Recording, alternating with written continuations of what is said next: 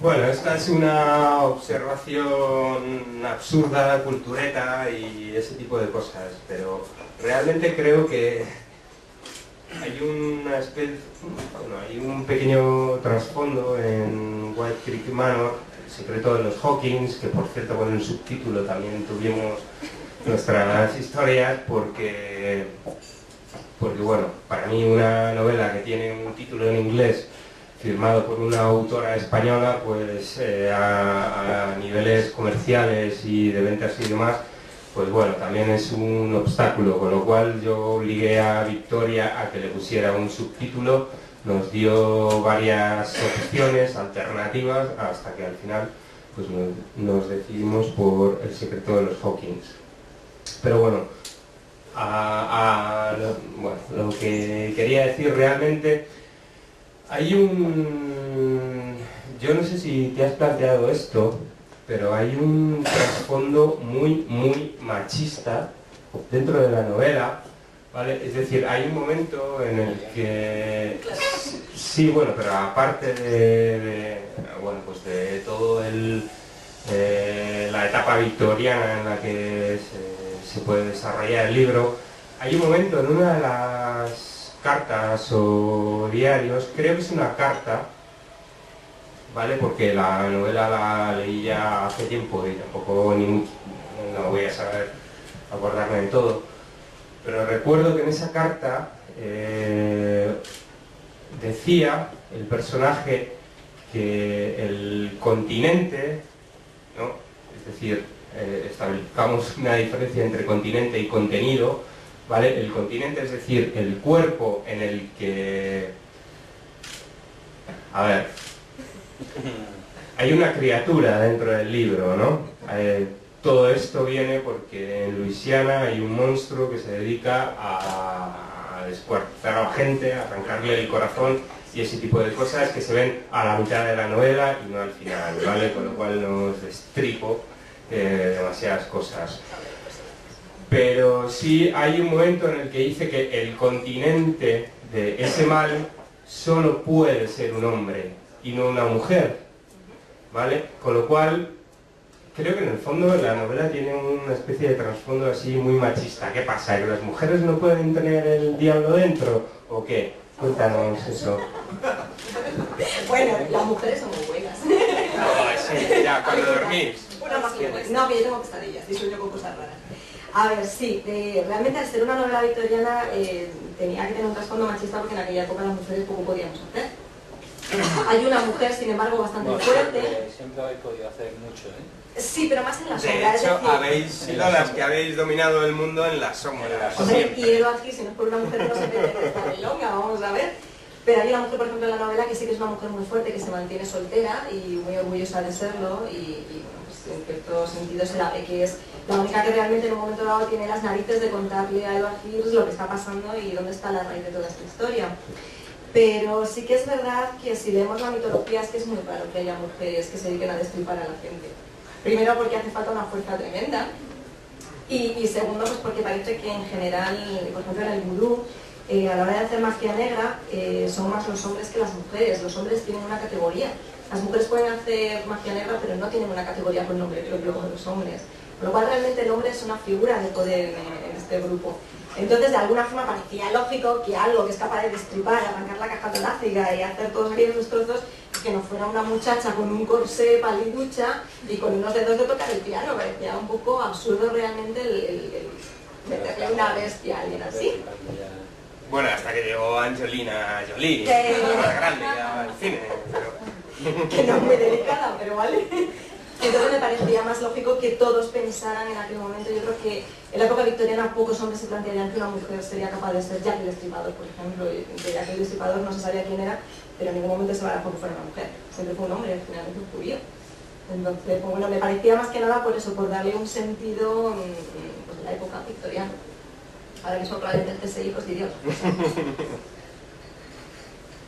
Vale. Se ha defendido estupendamente. Sí. Soy mujer.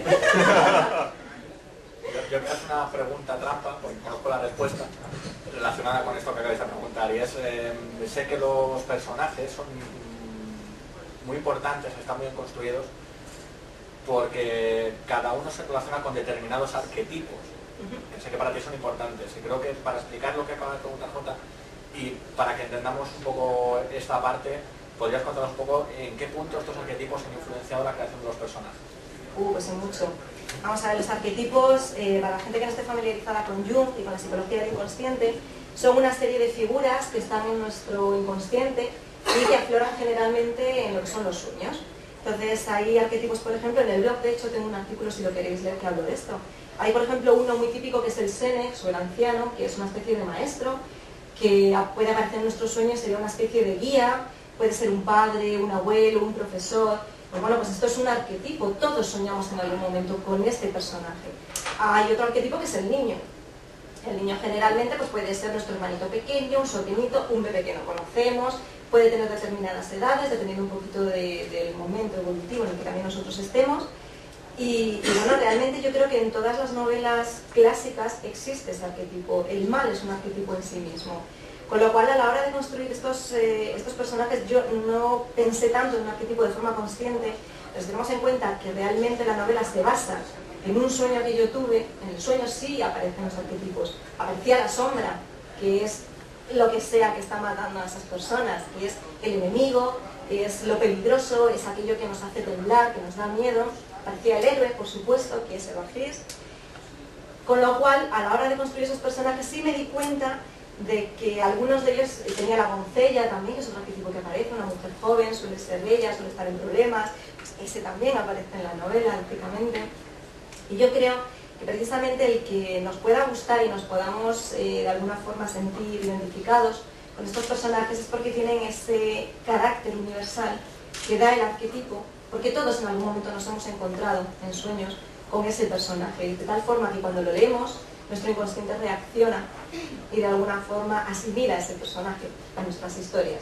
Y podemos leer un montón de leyendas en las que aparecen personajes como los que vamos a leer aquí, solo que aquí llevan corsé y tienen nombre británico, pero son realmente personajes muy universales.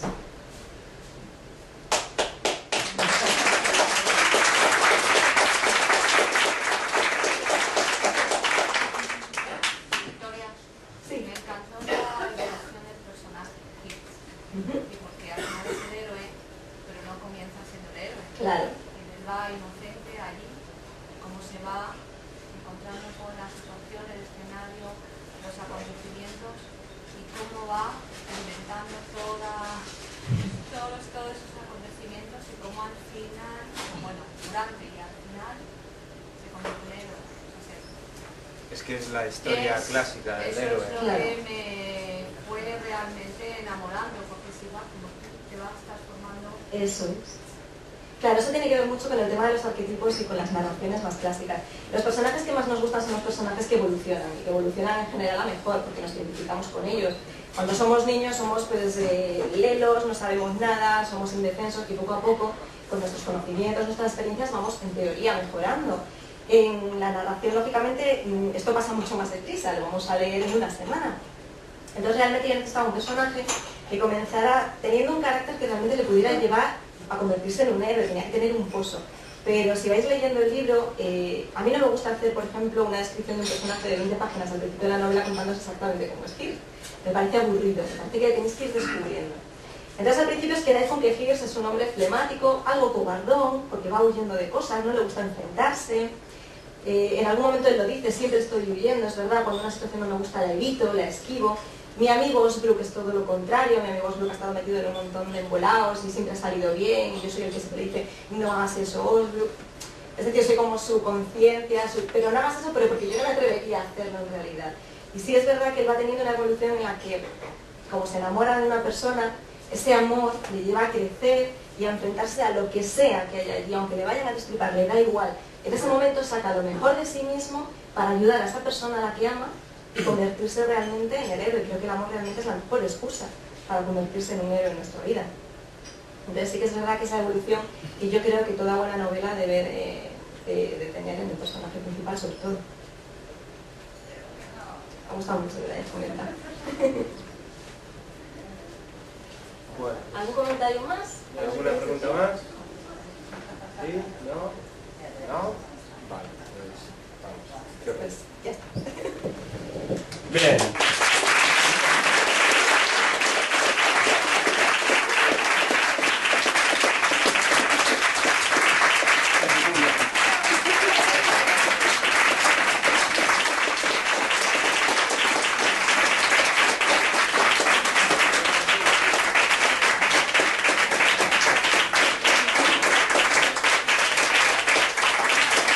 Bueno,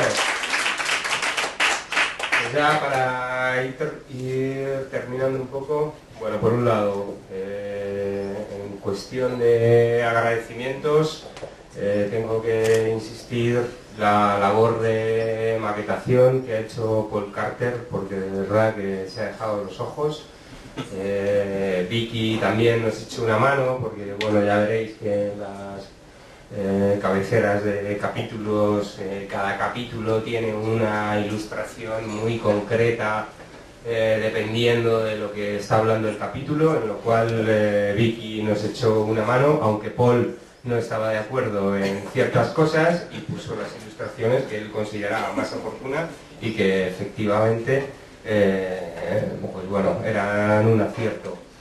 Y ya para cerrar, hoy presentamos White Creek Manor, editado en papel, que el libro en PDF está muy bien, pero el libro en papel no lo borra un virus, se puede dedicar, puedes guardar una entrada de cine, un ticket de una copa que te tomaste con un amante que tenías en un momento determinado y todo tipo de recuerdos, con lo cual creo que el libro digital le queda muchísimo para competir con el libro en papel, aparte que el iPad vale 500 pavos y bueno, pues a día de hoy gastarse 500 pavos para leer en un aparato que pesa 3 veces más que un libro, pues bueno, pues es más complicado, ¿no? Así que, bueno, pues eso, que nada más, que muchísimas gracias a todos, que un libro en papel no solo se compra, sino que además se puede comprar otro ejemplar más para regalo en Navidades y ese tipo de cosas, y bueno, estamos encantados de teneros aquí, y bueno, pues ahora bebéis y hacéis todo ese tipo de cosas que se hacen después de las presentaciones normalmente, de las que luego no queremos saber nada. Gracias.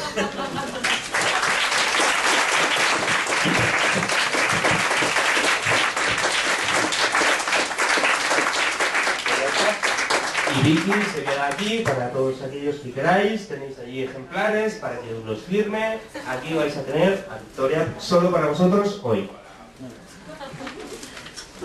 ¿Cuánto?